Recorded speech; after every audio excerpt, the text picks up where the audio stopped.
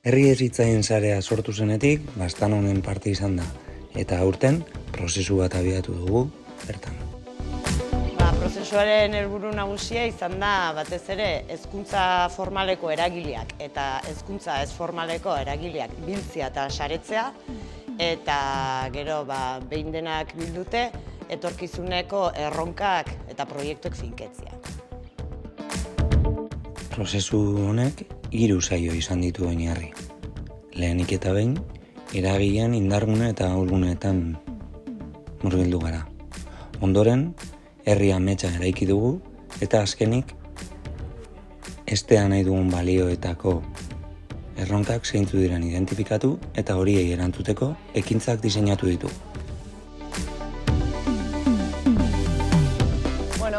Kerizu beretik sortu zen momentuen egia da hezkuntza formaletik edo nolabait sortu zela, batez ere taldia mugiarazten zituzten pertsonak hezkuntza formalean lan egiten zutelako eta dutelako. Eta prozesu honetatik atratzen duten abantail edo indargune nagusiena da dudik gabe hezkuntza formaletik kanpo dauden Baztango eragile haunitz elkartu direla. Uste dut zabaldu dela egi zer den Kerizu beretik eta egi zein den oinarrik defendatzen duen ikuspegi eta sinismena. Eta erabat pozgarria da berriz ere Kerizu beretikeko martxa piztu dela eta gainera uste baino jende gehiagokin eta talde anitz batekin. Erronka hauei erantzuteko bide horreak diseinatu ditugu eta honi erantzuteko egitura posibleaz hizketan aritu gara.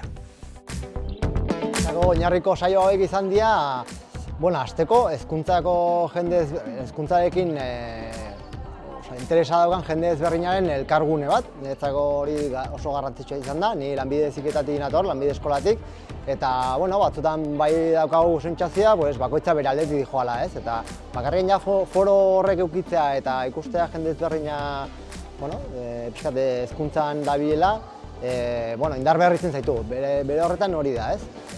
Eta bestetik ere bai, herrigintza aldetikan. Sentsazioa dakat, azkenengo hamarkada honetan edo herrigintza Euskal Herrian pixkat beraka egin duen, eta ikustea, hezkuntzaren harira behintzat hemen Baztanen herrigintzarako helduleku bat sortzen ari dela, niretzako hori bakarrik oso positiboa eta energia emateit.